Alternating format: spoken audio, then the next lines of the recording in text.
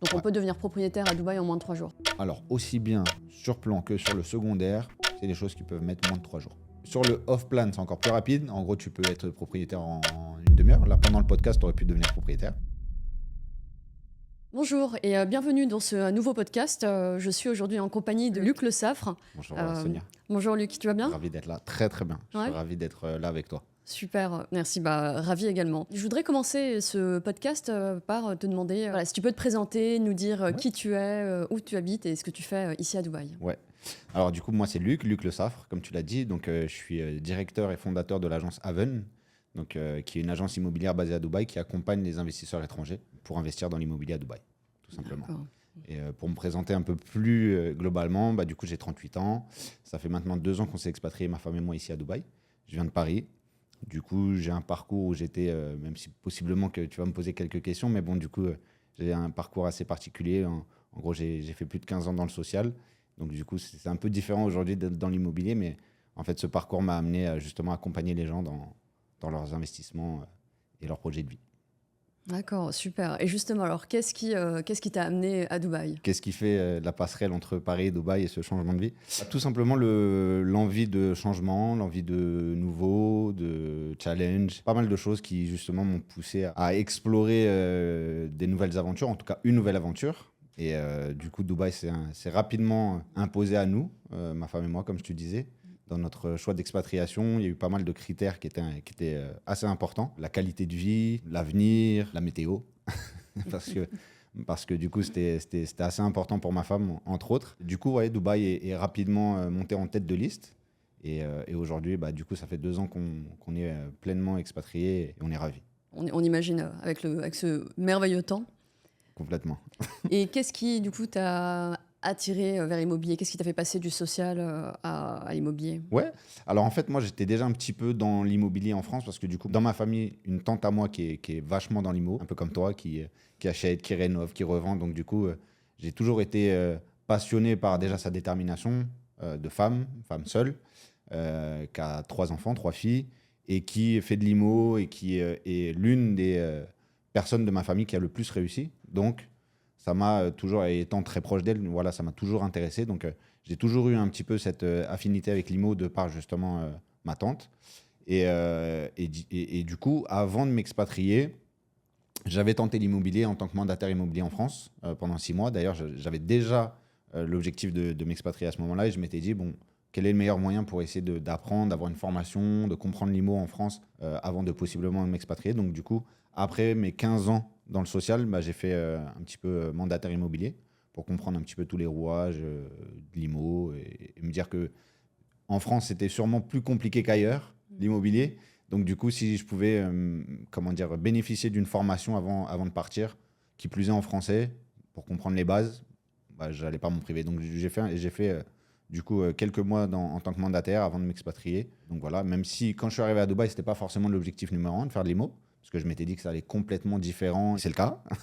Mais ça m'a quand même permis d'être, plus proche de ce milieu et de ce métier. Donc au final, ça m'a mis un peu le pied à l'étrier. Super, ouais, donc tu as vu l'immobilier en France et l'immobilier à Dubaï. Tout à fait. Cool. Tout à Super, fait. mais hyper intéressant parce que justement, on va parler des On va deux, parler on va des parler différences. des différences. Ok. Et, mais d'abord, j'aimerais te demander, Ouais. qu'est-ce qui rend l'immobilier à Dubaï aussi attractif? Tu vois, il y a une espèce de hype voilà, depuis le Covid. Ouais, depuis après Covid. Ouais. Ouais, tout simplement, je dirais que c'est justement les investisseurs du monde entier. C'est une ville qui attire des gens du monde entier, véritablement. Je pense que moi, par exemple, j'ai beaucoup de gens qui me contactent qui ne sont jamais venus à Dubaï. Et je pense que si on n'a pas eu la chance d'y venir, on ne peut pas véritablement s'en rendre compte. L'un de mes grands défis, c'est de réussir à faire comprendre au travers de soit d'échanges téléphoniques ou de visio à des gens qui sont à des milliers de kilomètres l'attrait qu'a cette ville justement pour les investisseurs étrangers. Alors évidemment, il n'y a pas seulement que le fait que voilà, il fait beau toute l'année, que du coup il y a des Russes, des Chinois, des Indiens, des Français, des Italiens, etc. qui s'y intéressent. Non, il y a évidemment un nombre de facteurs qu'on peut additionner qui font justement que cette ville a un réel attrait. Donc il y a évidemment la fiscalité, et évidemment que c'est une ville qui est très dynamique et donc du coup qui grandit et qui accueille toujours de plus en plus de gens. Plus justement le fait que dans l'immobilier, ce marché de l'immobilier se développe énormément et donc du coup, il y a des gains plus ou moins faciles, même s'il faut faire attention, il faut être bien accompagné. On en parlera. Mais de manière générale, c'est très intéressant parce qu'on a des rentabilités qui sont assez intéressantes. Donc, du coup, beaucoup de gens veulent venir y investir, que ce soit pour de la rentabilité ou de la plus-value.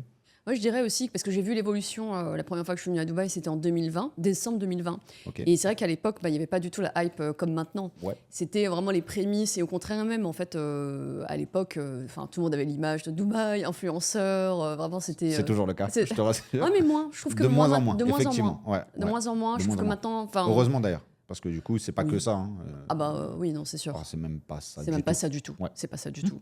En fait, il y a une telle diversité de population à Dubaï qu'en fait, on peut pas. Je pense qu'on peut pas résumer la ville à un seul sujet ou un seul. Ouais, exactement. Entièrement d'accord avec toi. Et au contraire, je trouve qu'en tout cas, depuis 2020, les personnes qui viennent de Dubaï, c'est plutôt des personnes qui ont de grandes ambitions, ou, qui sont attirées par... Parce que c'est vrai que Dubaï est hyper photogénique. Ouais.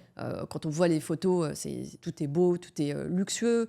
On voit qu'ils ont pris les meilleurs architectes des 4 coins du monde pour en faire vraiment des merveilles. Chaque nouvel immeuble est encore plus beau que le précédent. Exact. Tout est juste... Hyper beau, quoi. Et donc c'est vrai qu'on voit depuis 2020 l'afflux de... Cette évolution et l'afflux, d'ailleurs, il y a des chiffres qui sont publics, qui résument un petit peu. C'est une donnée qu'il faut prendre justement avec des pincettes et en tirer l'analyse qu'il faut. Mais c'est la ville qui attire le plus de millionnaires et de milliardaires sur les 4-5 dernières années.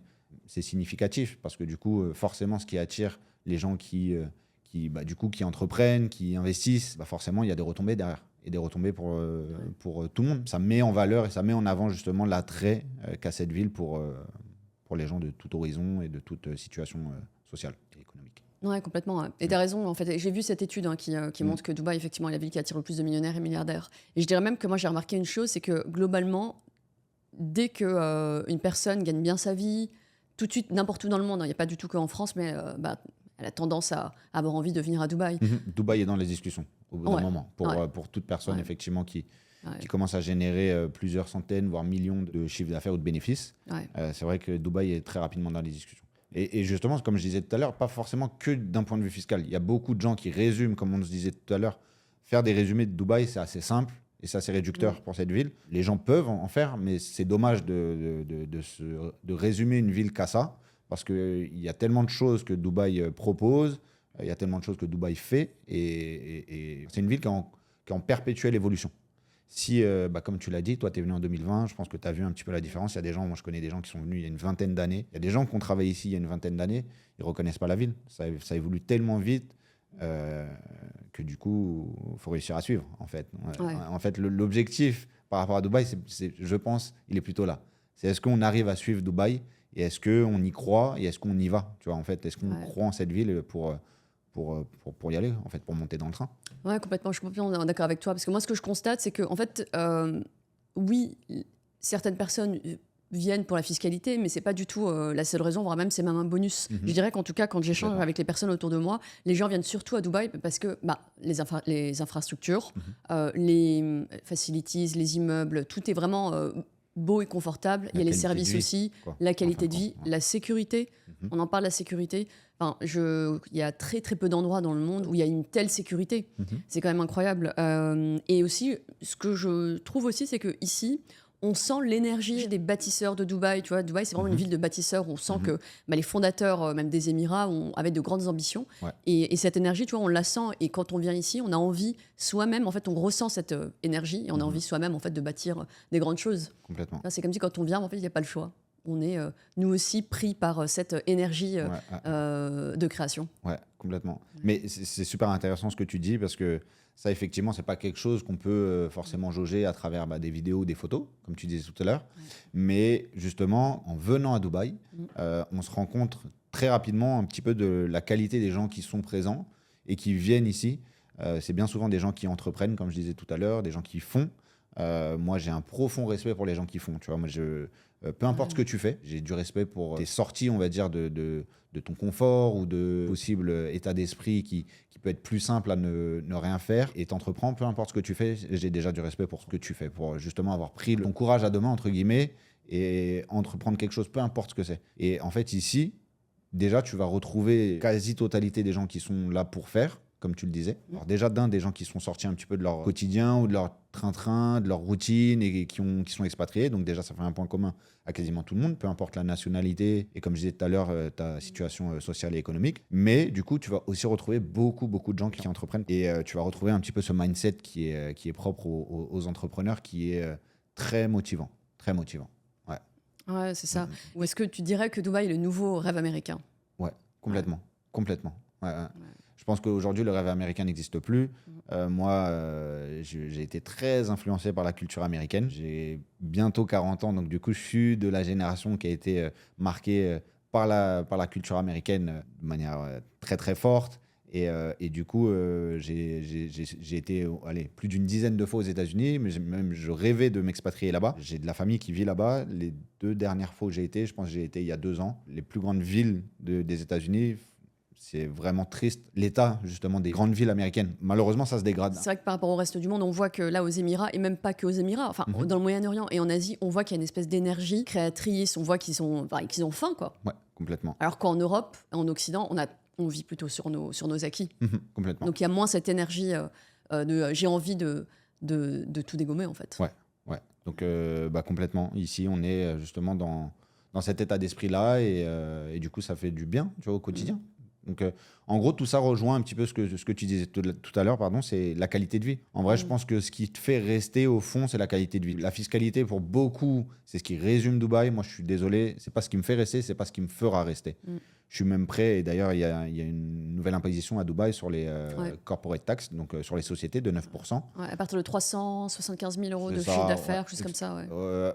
C'est à partir de, à peu près, on va résumer à 100 000 euros de bénéfices. D'accord. Au-delà ok. des 100 000 euros de bénéfices, tu es imposé à 9%. D'accord. Moi, ça ne me pose aucun problème de les payer. Quand Ouais. tu vois ce que tu as et ce qu'on t'offre ici, Ouais. ça ne me pose aucun problème.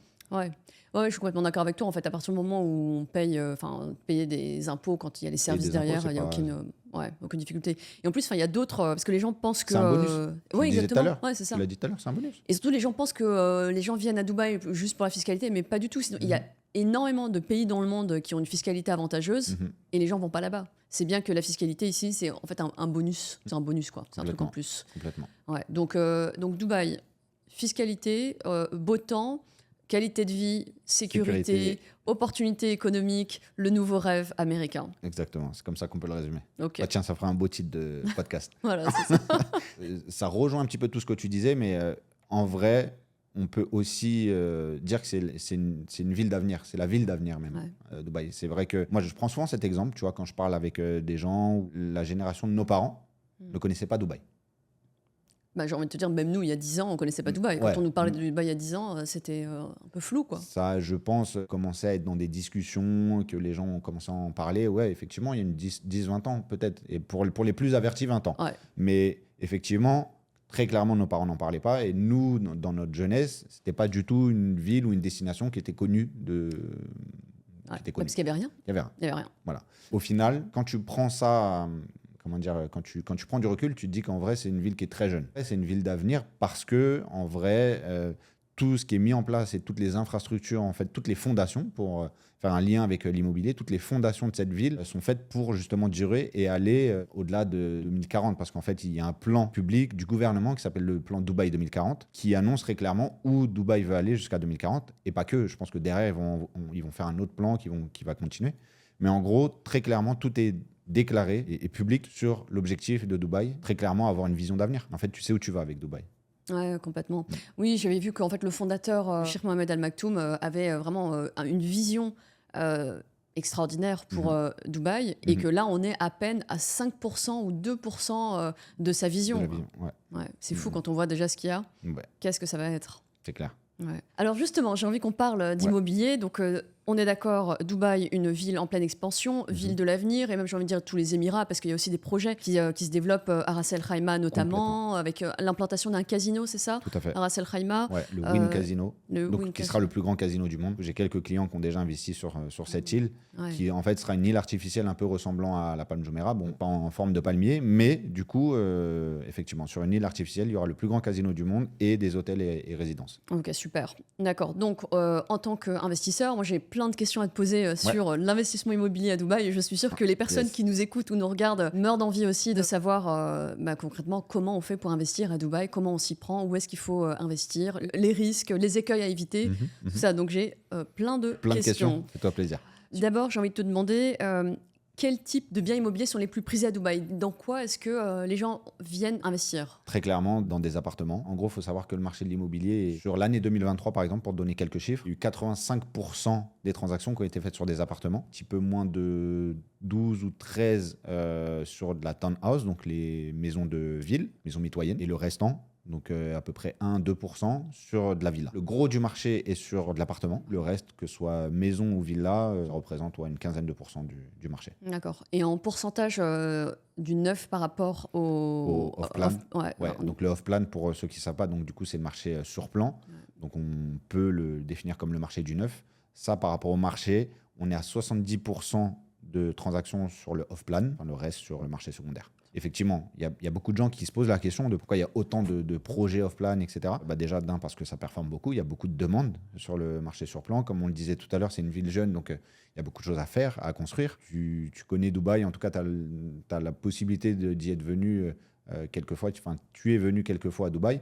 Tu as pu voir qu'effectivement, il y a des quartiers qui sont, on va dire, historiques, qui sont déjà construits, qui sont déjà où il n'y a plus vraiment de terrain disponible. Mais tu as aussi, quand tu te balades un petit peu, tu prends la voiture, tu fais 10 minutes de voiture, tu vas voir qu'il y a beaucoup de terrains qui sont encore disponibles et où il y a des choses à construire. Donc en fait, il y a encore beaucoup de choses à faire en fait, dans cette ville. C'est pour ça que du coup, les promoteurs immobiliers jouent le jeu justement de ce développement, de cette demande qui est croissante, parce qu'en fait, c'est des chiffres qu'on va discuter justement tout au long du podcast. Mais en gros, il faut savoir qu'il y a à peu près 10 000 expatriations sur Dubaï par mois. Par exemple, en 2023, il y a eu 150 000 expatriés sur l'année 2023, donc plus de 10 000 par mois. Il y a à peu près entre 50 et 60 000 unités qui sont livrées par an. Tu vois, il y a une plus forte demande, parce que du coup, quand les gens arrivent, ont besoin de se loger, forcément.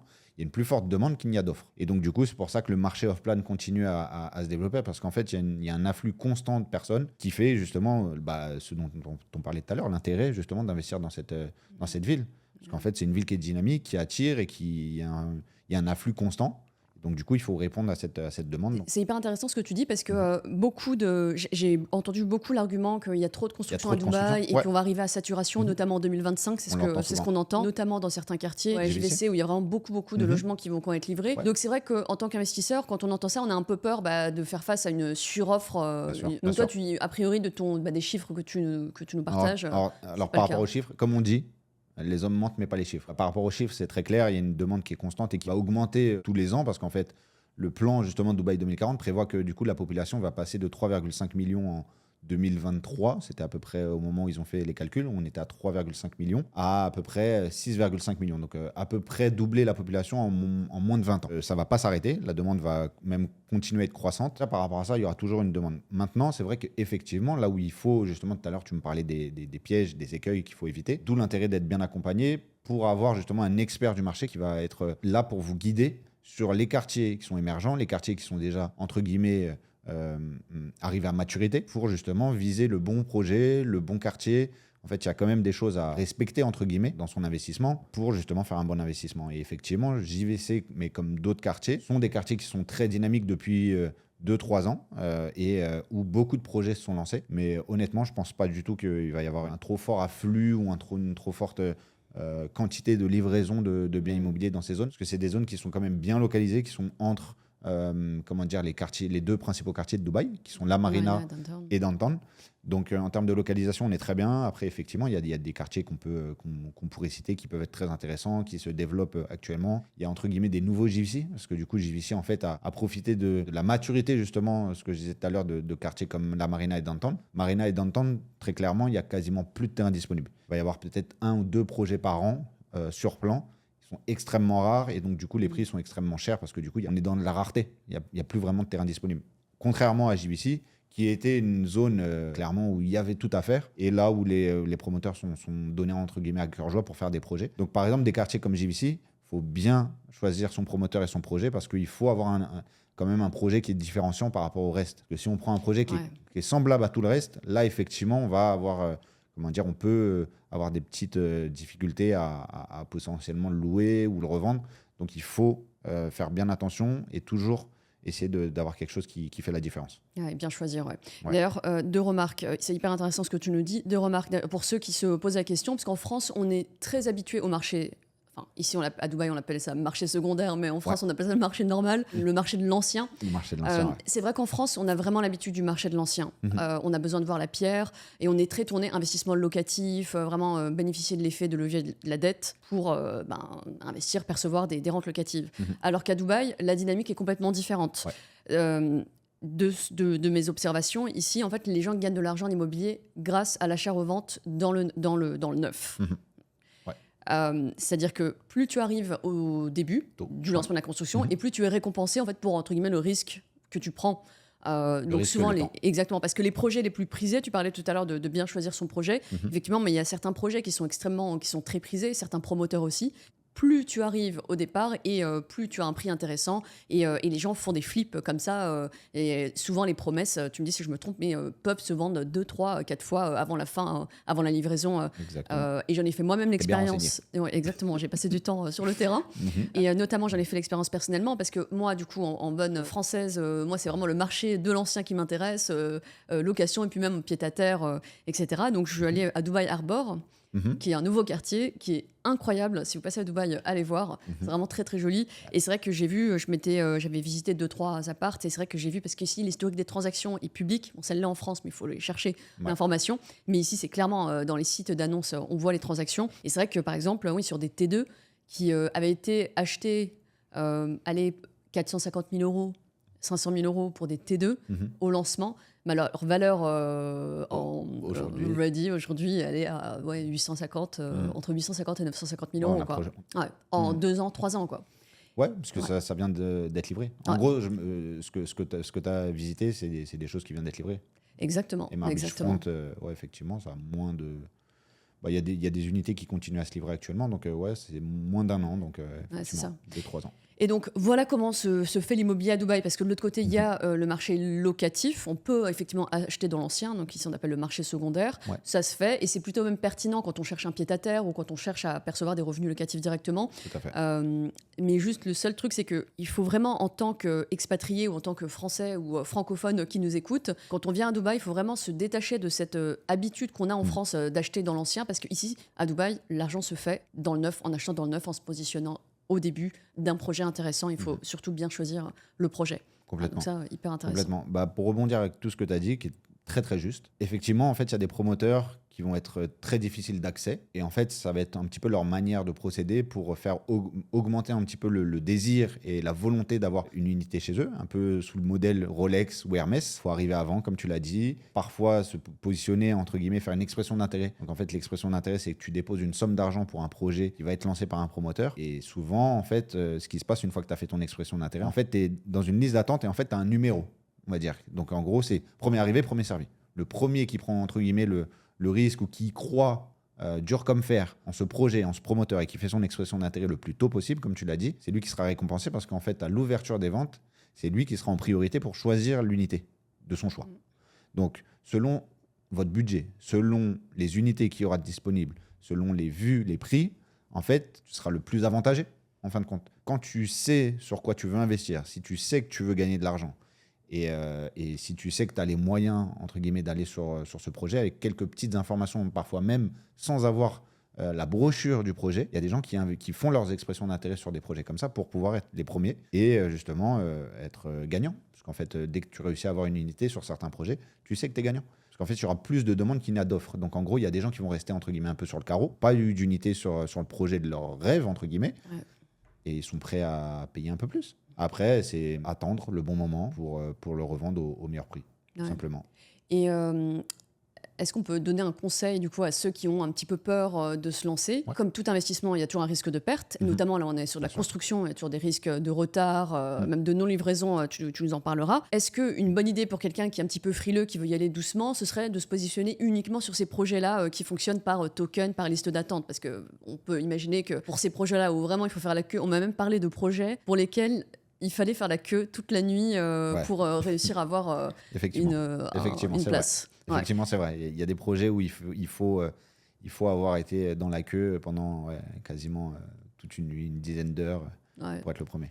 Donc, est-ce que pour quelqu'un voilà, qui veut vraiment limiter le risque, Ouais. peut-être on pourrait lui conseiller de se positionner uniquement sur ce type de projet? Parce que là, pour le Ouais. coup, le risque est quasiment, vraiment limité, Ouais, voire inexistant. voire inexistant. Ouais. Le risque zéro n'existe pas. Bien sûr. Que les choses soient claires. Mais effectivement, il y a des moyens de minimiser les risques ou en tout cas de les maîtriser. Donc effectivement, les meilleurs promoteurs de Dubaï, les meilleures localisations de Dubaï, ça va minimiser les risques, évidemment. Mais ça a un coût, comme tout. Si jamais demain vous voulez acheter le dernier sac Hermès, ça a un coût. Forcément, ça va le pas avoir... Kelly ou le Voilà, Birkin. Le Birkin, le Birkin, surtout, voilà, c'est ça exactement. Donc, en gros, c'est comme tout. D'aller sur les meilleurs promoteurs et les meilleurs projets, ça vous garantira de gagner quasiment à 100%, comme je l'ai dit, toute proportion gardée. Mais effectivement, ça a un coût. Donc, en vrai, tout dépend le budget, la possibilité des gens. Moi, mon travail, c'est de connaître mes investisseurs. Moi, je prends beaucoup de temps avec les gens pour essayer de les comprendre, les connaître, savoir quels sont leurs objectifs. Savoir ce qu'ils veulent faire, quels sont l'apport qu'ils ont disponible, quel est le budget total qu'ils veulent mettre. Et avec tous ces éléments-là, moi, j'essaie de leur conseiller vraiment la meilleure opportunité pour eux. Moi, ce qui m'intéresse surtout, c'est les gens plus que mon intérêt avant tout. J'ai toujours considéré que si on faisait bien les choses nous revenaient d'une manière ou d'une autre. Donc, moi, je fais passer toujours les gens et les investisseurs que j'accompagne avant moi. Donc, du coup, je prends le temps de les connaître, de savoir un petit peu tout ce qui entoure justement leur investissement et tout ce qu'ils veulent aller chercher. Et ensuite, on va essayer d'aller chercher le meilleur pour eux. Mais effectivement, si quelqu'un me contacte et me dit qu'il a plus ou moins le budget pour aller sur les promoteurs, comme on le disait, qui ont ces avantages-là, en fait, c'est des inconvénients parce qu'il faut être prêt, il faut pouvoir y aller en premier, il faut y croire, etc., etc. Mais très clairement, ça dissipe tout risque et en fin de compte, on va être dans le bateau des gros investisseurs, des gros poissons de Dubaï, parce que les gros investisseurs qui font beaucoup d'argent ici à Dubaï font quasiment tout le temps la même stratégie, vont tout le temps justement sur ces projets-là, essayer d'être les premiers, prennent plusieurs unités pour en revendre une certaine et que ça leur paye presque l'unité qu'ils ont gardée. Donc effectivement, il y a des stratégies, il faut les connaître, mais il faut être prêt. En fait, moi, mon grand challenge, c'est d'essayer de bien... informer les gens pour leur faire comprendre comment fonctionne le marché de l'immobilier à Dubaï. Ça met du temps. Donc parfois, c'est marrant, mais en fait, aujourd'hui, je suis arrivé à un stade où je dis souvent, en off, mais je te le dis, je dis souvent, en tout cas aux gens qui me contactent pour les premières fois, parfois, il faut peut-être rater au moins un projet que vous avez vraiment voulu avoir pour vous rendre compte de comment fonctionne le marché de l'immo à Dubaï. Tu vois, faut avoir eu le sentiment de... tu vois, d'avoir manqué et d'avoir loupé quelque chose. Voir de ses yeux le nouveau, par exemple, prix de l'opportunité qu'on a refusé, quoi. Ouais. En gros, tu rates, par exemple, un projet dans un quartier que tu voulais absolument, avec le promoteur que tu voulais absolument, ou tu n'y étais pas encore vraiment sûr, plutôt. Ouais. Ou prêt. Ouais. Prêt, parce que faut être prêt psychologiquement. Ouais. C'est une autre façon d'investir. C'est ça. En gros, si tu rates une opportunité sur laquelle tu n'étais pas vraiment sûr, au final, une fois qu'il est parti et qu'il n'y a plus de disponibilité, tu te rends compte qu'en vrai, c'était quand même pas mal et que tu vois qu'il y a un lancement qui arrive 6 mois après et que du coup, les prix ont peut-être pris 5-10%, c'est embêtant, quoi. Ouais. Mais du coup, j'ai tendance maintenant à dire qu'il faut peut-être avoir raté au moins une opportunité qu'on voulait vraiment pour se rendre compte de ce qu'est le marché. Complètement. On apprend en marchant. C'est comme ça. Même, si tu veux, même en France, moi, je me souviens de mes premiers investissements. Il faut visiter, il faut échanger, il faut discuter, il faut vraiment passer du temps sur le terrain. Et c'est comme ça qu'on apprend vraiment à connaître un marché, quel qu'il soit. C'est toujours la même recette. Question, est-ce qu'on peut nommer, là tout le monde se pose la question, est-ce qu'on peut nommer ces promoteurs après, moi, je connais la réponse, mais est-ce que tu peux nous dire quel promoteur privilégié de manière générale? Ouais, je vais ou les plus demandés? Je vais t'en citer 4-5. Les plus demandés, je vais mettre Meras dedans, forcément, Emar, Nahil, Ellington, Shoba. Voilà, entre autres. Ouais. Entre autres. Je pourrais t'en citer d'autres. Ouais. C'est les groupes aussi. Mais voilà, en gros, valeur vraiment, sûre. Ouais. Pour quelqu'un, pour une personne qui nous écoute, nous regarde, si elle voit ces 5 noms. Ça, c'est le haut du panier. C'est le haut du panier. Pas accessible à tout le monde, évidemment. Ouais. Alors justement, on commence à combien pour un studio? C'est quoi, 500 000? Alors, dis-toi que déjà, tous ces promoteurs-là ne font pas de studio. Alors, les plus gros promoteurs de l'immobilier à Dubaï ne s'embêtent plus à faire des studios. C'est une façon pour eux de dire, justement, on commence à un certain prix. Voilà, et on n'est pas sur, entre guillemets, des produits d'appel d'offres ou d'entrée de gamme. Et du coup, on se ferme à une certaine clientèle, entre guillemets. Ouais. Tu vois, c'est une façon de dire, que voilà, on commence avec ce type d'unité à ce prix-là. Et donc, du coup, la plupart de ces promoteurs-là ne font plus aujourd'hui de studios. Ouais. Donc, tu vas retrouver des studios sur Downtown parce que Emmar en a fait à l'époque, mais justement. Ils en font plus du tout. Ouais. Ok, donc one bed minimum, et on est sur quel prix pour un one bed?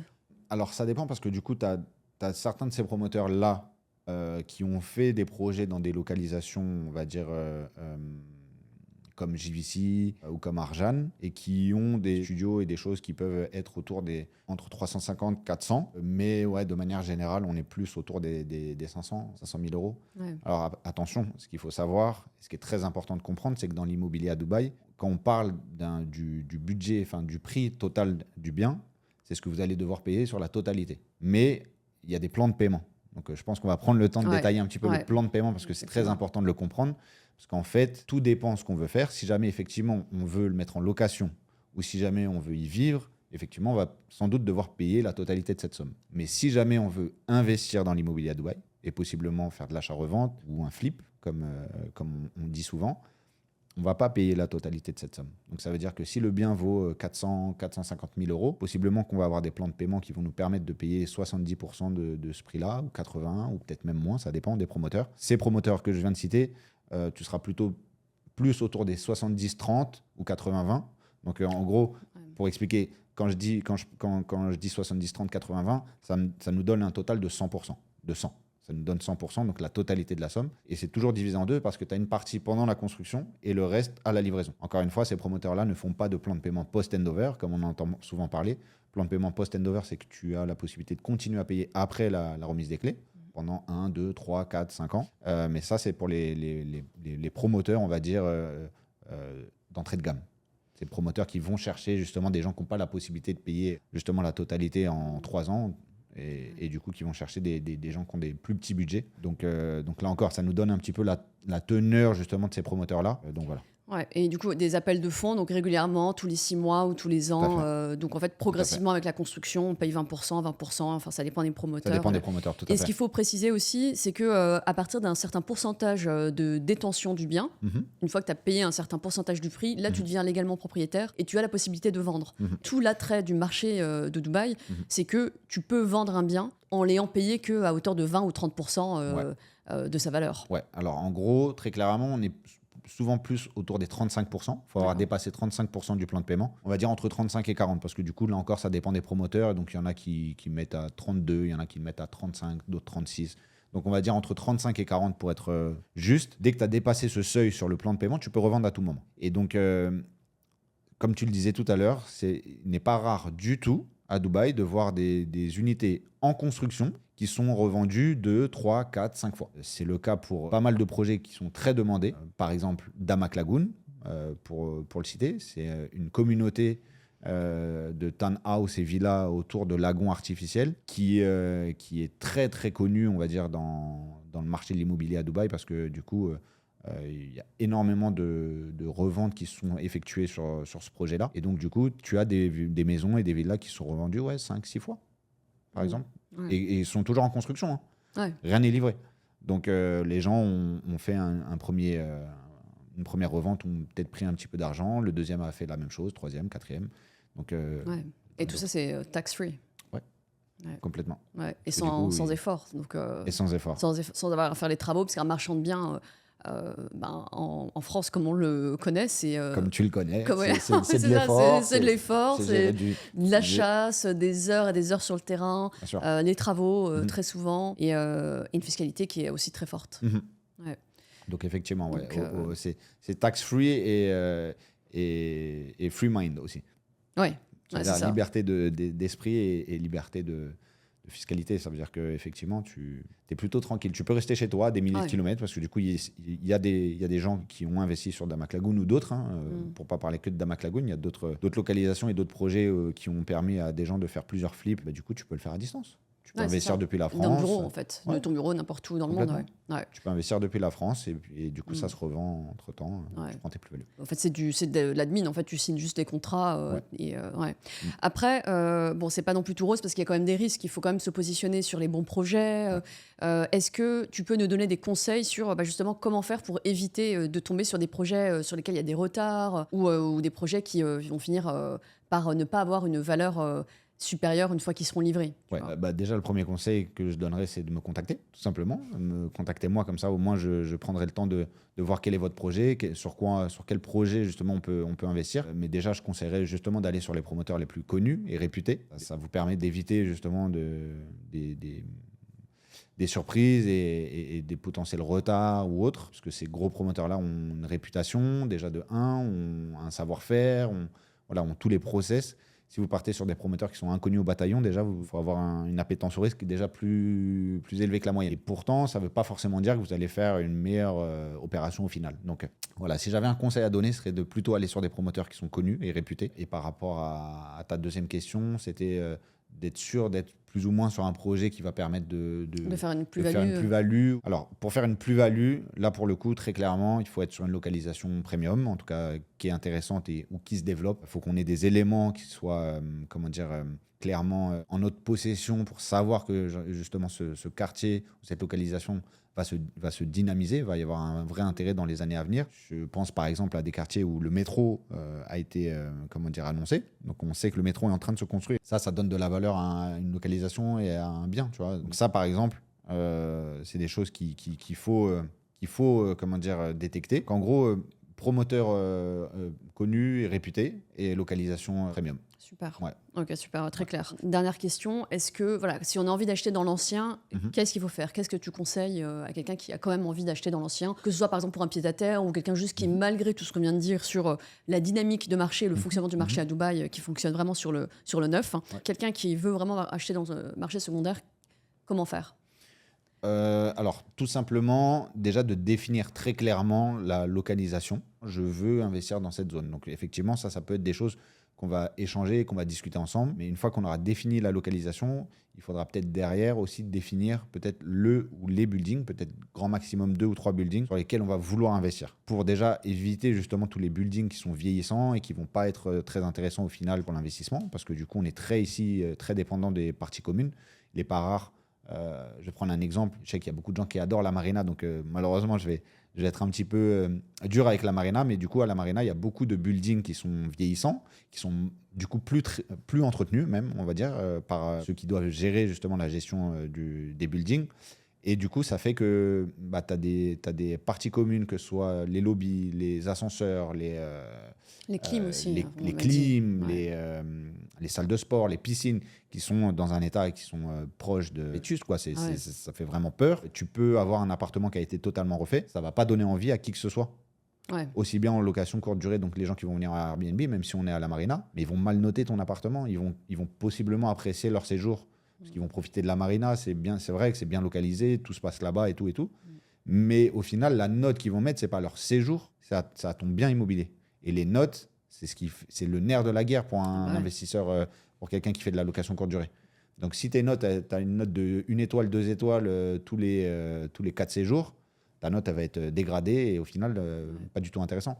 Donc faire très attention au building, donc essayer de choisir quand même un building qui reste dans son jus. Bien entretenu. Bien entretenu, où tu sais que potentiellement, tu n'as pas dépassé les 5 ans justement après la livraison. Ah ouais. Généralement, c'est ce que je dis. Je dis d'ailleurs même souvent à mes investisseurs qu'une fois que leur projet est livré, à Dubaï, il faut avoir justement une stratégie à peu près à 5 ans. Tout dépend le promoteur qu'on a choisi. Si on a un promoteur très solide, très sérieux dans sa construction, on peut voir plus.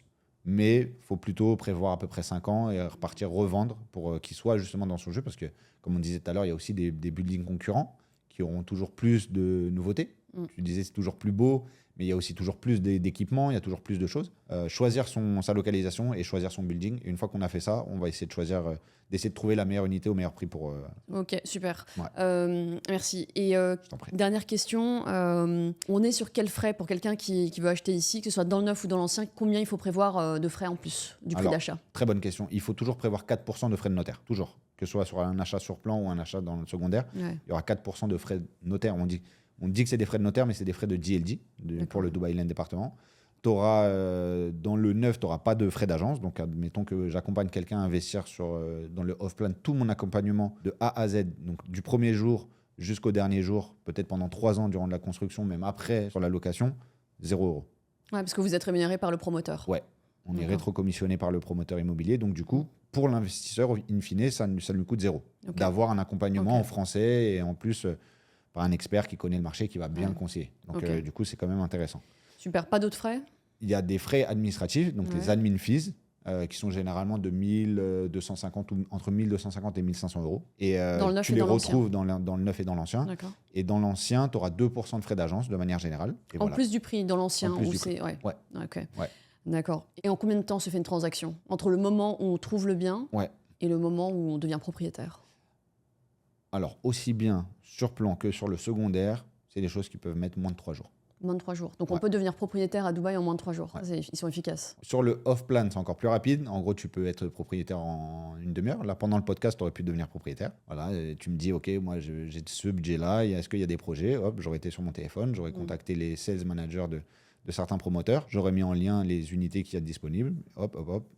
T'envoies ton passeport, fais l'expression d'intérêt et voilà, tu as bloqué une unité. Et après, let's go. Après, on suit le processus et je t'accompagne. Sur le marché secondaire, bah, du coup, il faudrait voir ce que tu veux. Est-ce que c'est encore en construction? Est-ce que c'est livré? Et possiblement que ça prend un tout petit peu plus de temps, mais ça peut prendre 24, 48 heures. Si on est très rapide, on a l'argent, ça va très vite. D'accord. Et une fois qu'on est propriétaire, il faut prévoir combien de frais à peu près mensuels, en budget, liés à la détention d'un bien immobilier? En France, je dirais 250 € par bien au global. C'est à peu près la même chose. À peu près la même chose. À peu près la même chose à Dubaï. Après, tout va dépendre de ton bien. Tout Ouais, bien dépend sûr. de Ouais. la superficie, tout dépend du promoteur. Si Ouais. c'est un promoteur ultra luxueux, forcément, tu ne vas pas payer la même chose. Parce que si tu as spa, hammam, etc., et tout dans le building, forcément, ça n'aura pas le même prix. Mais de manière générale, on est à peu près à ça. D'accord. Donc si on achète un bien à Dubaï, il faut prévoir à peu près, bien sûr, ça dépend, mais entre 250 € en gros, en plus par mois. Ouais. D'accord. Très bien. Bah écoute, merci beaucoup Luc. Bah, je t'en Alors prie. comment est-ce qu'on peut te contacter? Est-ce que tu es voilà. On peut me contacter bien évidemment avec grand plaisir sur les réseaux sociaux, c'est Lucimo, Luke.imo, et sinon directement sur mon WhatsApp, en lien direct sur mes réseaux sociaux en bio. Super. Top. Bah écoute, merci beaucoup Luc. Bah, merci à C'était toi, un Sonia, plaisir de m'avoir de reçu. t'avoir sur ce plateau et d'échanger sur l'immobilier à Dubaï. Je suis sûre que cet épisode va intéresser beaucoup de monde. Il y a vraiment beaucoup de choses à faire ici, quoi. Bah écoute, le plaisir est pour moi et c'était un vrai plaisir d'être avec toi. Super. Merci. À très vite. Merci.